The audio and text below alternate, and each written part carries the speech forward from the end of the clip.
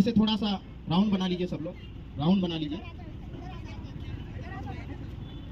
संस्कृति, प्रकृति, संविधान एवं लोकतंत्र संरक्षण अनवरत यात्रा, जनसंवाद यात्रा को जैसे कि सर्वविदित है, हमने 30 दिसंबर 2023 को भारत देश के संविधान रचयिता डॉक्टर बाबा साहब भीमराव अंबेडकर की जन्मस्थली महू से प्रारंभ करके आज 5वें दिन रास्ते में हमने कई सारे लोगों से संवाद किया। रास्ते में हमने भारत देश के महान स्वतंत्रता संग्राम सेनानी वीर सपूत शहीद टंट्या भील की कर्मस्थली पे वहाँ पर श्रद्धा सुमन और उनसे आशीर्वाद प्राप्त करके जामगेट और जामगेट से होते हुए रास्ते में मंडलेश्वर, महेश्वर, खलघाट, कसरावत होके आज 5वें दिन यहाँ पर खरगोन में पहुँचे हैं। खरगोन में कल शाम को हम जैसे ही इसी चौराहा पे आए थे, यहाँ पे सैकड़ों की संख्या में युवा साथी स्वागत और यात्रा का संदेश सुनने के लिए आतुर थे। मन गदगद हो गया खरगोन के युवा साथियों से मिलके। और ये यात्रा फिर यहाँ से आगे बढ़ेगी खरगोन जिले के कुछ गांवों से, बड़वानी जिले के कुछ गांवों से और महाराष्ट्र, गुजरात और फिर दादरा नगर हवेली को 13 जनवरी को ये यात्रा पहुंचेगी, जहां पर आदिवासी एकता परिषद का 31वां आदिवासी सांस्कृतिक एकता महासम्मेलन आयोजित होने जा रहा है। साथियों, जैसे कि आदिवासी समाज, चूंकि हम आदिवासी समाज से आते हैं और भारत देश की मूल संस्कृति की बचाने की हम बात कर रहे हैं, तो मूल संस्कृति भारत देश की आदिवासी संस्कृति है और उसके बाद में तमाम समुदाय की संस्कृति है। तो ये संस्कृति, भारत देश विविध प्रकार की संस्कृतियों से परिपूर्ण है। अनेकता में एकता और विविधता में सुंदरता लिए हुए ये भारत देश है। इस देश की संस्कृति को पिछले कुछ समय से कई सारी विचारधारा के लोग बदलने का प्रयास कर रहे हैं या एक जैसी संस्कृति बनाने की बात कर रहे हैं।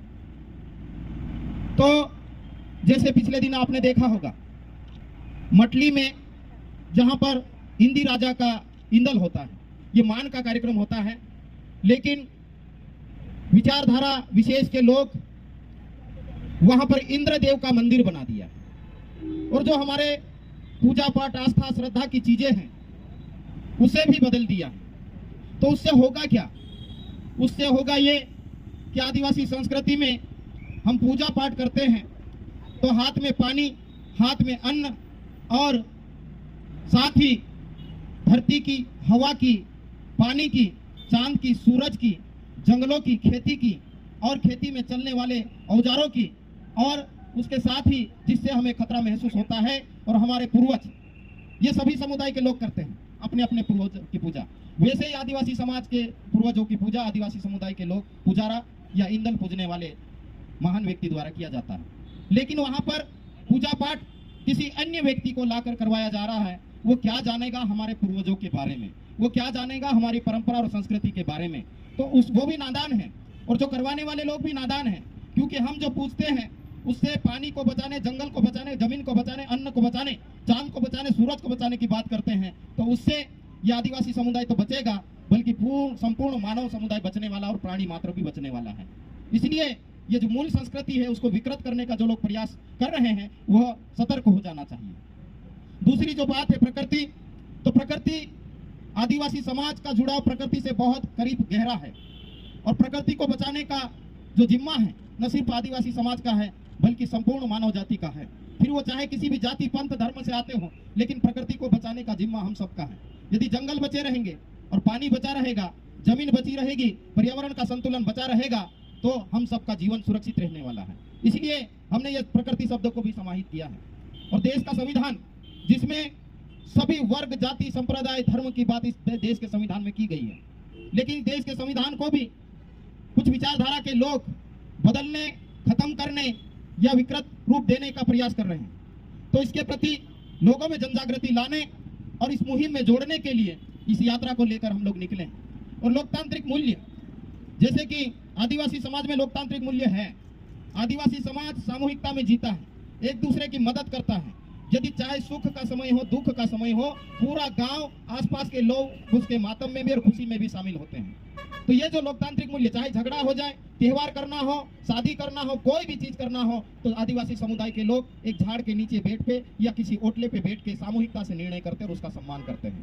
तो आदिवासी समाज में लोकतांत्रिक मूल्य है और यही मूल्यों को आधार में लेके दुनिया की तमाम प्रकार की संस्कृति, तमाम प्रकार के नियम, कायदे, कानून बने हुए हैं। तो इसे बचाने का जो मकसद है वो हम सबका है और हम सब मिलकर इसको बचाएंगे। और जैसे कि आप लोग देख रहे हैं, नौजवान युवा साथी इस मुहिम के साथ में जुड़ रहे हैं। और मैं बता देना चाहता हूं कि इस यात्रा को प्रारंभ करने के लिए भारतीय सेना के ब्रिगेडियर सेवानिवृत्त लूना भूरिया जी और तीन सेवानिवृत्त डीएसपी और मेरे समाज के बड़े बड़े अधिकारी और बड़े बड़े सामाजिक सेवक भी आए हैं और बुद्धिजीवी भी आए हैं और यात्रा में कई प्रकार के लोग जुड़ रहे हैं। तो ये जो पवित्र मकसद है, इस मकसद के साथ में लोग जुड़ते जाएंगे और हम इसे आगे बढ़ाते रहेंगे। दुनिया में विचारधारा कभी भी नहीं मरती है और ये हमारा मकसद है कि हम जिएंगे तब तक इसमें काम करेंगे और हमारे जाने के बाद भी जो आने वाला देश का भविष्य है, इस विचारधारा को बढ़ाएं और दुनिया को बचाने का काम करें।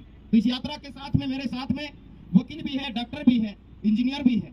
मैं उनका एक बार कुछ साथियों का परिचय करवा के यहाँ से इस यात्रा को हम आगे बढ़ाएंगे। यात्रा के साथ में भाई अनिल रावत जी, जो आदिवासी एकता परिषद के पूर्व राष्ट्रीय अध्यक्ष हैं और आदिवासी एकता परिषद के अध्यक्ष मंडल के सदस्य हैं। मेरे साथ में परशुराम सेनानी जी, यदि कहीं है तो हाथ ऊपर कर दें। परशुराम सेनानी जी पूर्व मंडी डायरेक्टर, जनपद सदस्य और आदिवासी मुक्ति संगठन आदिवासी एकता परिषद के कार्यकर्ता हैं। भाई विजू सोलंकी जी आदिवासी मुक्ति संगठन के प्रवक्ता हैं और छात्र संगठन और जेएस के साथ में मिलकर काम करते हैं। महेंद्र सेनानी जी जेएस के जिला उपाध्यक्ष हैं बड़वानी जिले के। साथ ही मेमराम बर्डे जी जेएस सेंधवा के ब्लॉक के सचिव हैं। साथ ही सागर खरते जी हाईकोर्ट के एडवोकेट हैं। तार सिंह जाधव जी एडवोकेट हैं। इलेश जाधव जी एडवोकेट हैं। बबलू किराड़े जी जो कॉम्पिटिटिव एग्जाम की तैयारी कर रहे हैं।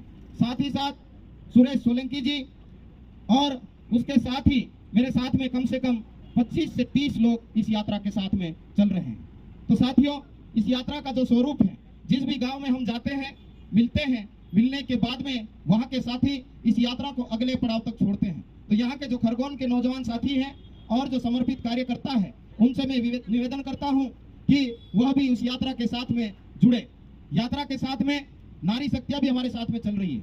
यात्रा के शुरुआत में मेरे साथ में खड़े बहन बसंती दीदी जी और रीना मौर्य जी, मेरी जीवन संगनी उर्मिला खरते जी, अनिता बेन सोलंकी जी और आज यहाँ से लक्ष्मी बेन और उनके सारे साथी भी हम लोगों के साथ में, ममता दीदी और ये सारे साथी हम लोगों के साथ में शुरुआत से भी चल रहे हैं और आगे भी जुड़ेंगे। मैं निवेदन करना चाहूंगा कि ये जितने साथी हैं आगे जुड़े और अपने जो गांव हैं उनसे खबर करें और ज्यादा से ज्यादा इस संदेश को फैलाने का प्रयास करें। मैं अपनी बात को यहाँ खत्म करता हूँ और आगे के लिए हम लोग रवाना होते हैं।